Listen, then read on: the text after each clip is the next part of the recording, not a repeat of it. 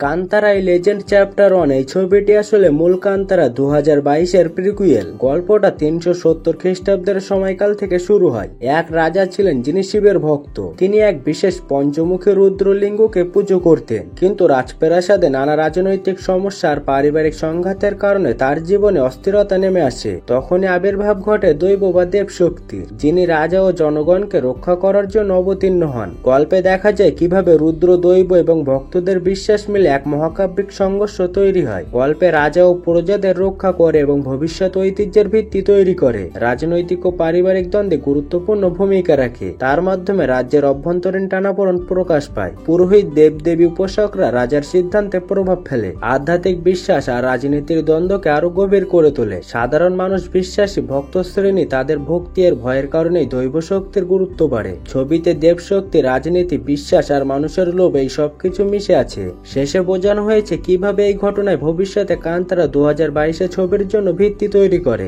এই সিনেমাটি মূলত লোককাহিনী, আধ্যাত্মিকতা আর পৌরাণিক রূপকথার মিশ্রণ। ছবির সিনেমাটোগ্রাফি অত্যন্ত সুন্দরভাবে ধরা হয়েছে। আয়োজন, সেট ডিজাইন, ব্যাকগ্রাউন্ড স্কোর এবং ভিজুয়াল এফেক্ট বেশ উচ্চমানের। ঋষভ শেট্টির দেব দৈবরূপ ভূমিকা গভীর আবেগ ও দাপ্তরিক বৈশিষ্ট্য অভিনীত হয়েছে। চরিত্রের অভ্যন্তরীণ দ্বন্দ্ব, ক্রোধ ও আধ্যাত্মিক সন্ধান ভালোভাবে ফুটে উঠেছে।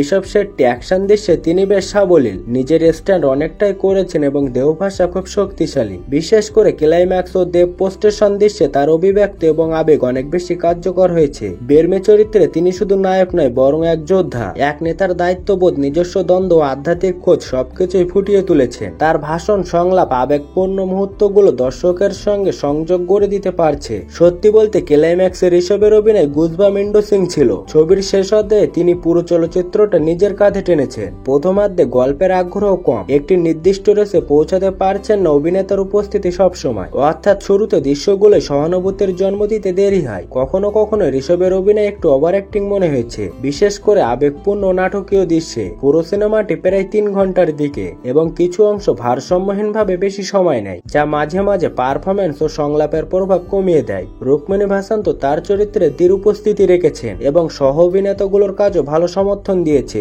গুলশান দেবায়া খলনায়কের চরিত্রে যথেষ্ট কার্যকর, এমন ভাবে অভিনয় করেছেন যে দর্শক তার উপস্থিতি অনুভব করতে পারে। মূল জাদু এখানেই যে লোককাহিনী, পৌরাণিক চিন্তা, সামাজিক রাজনৈতিক দ্বন্দ্ব এগুলো একত্রে মিশিয়ে গল্পটা তৈরি হয়েছে। ছবির শুরু থেকে রাজ্য ও জনগণের অবস্থার মধ্যে টানাপোড়েন দেখা গিয়েছে। অত্যাচার, শ্রেণীবিভেদ, ক্ষমতার লঙ্ঘন ইত্যাদি থিম কাজ করেছে শক্তভাবে। গুলিকার সিকোয়েন্স এবং ক্লাইম্যাক্স দৃশ্যগুলি আইকনিক মুহূর্ত তৈরি করেছে।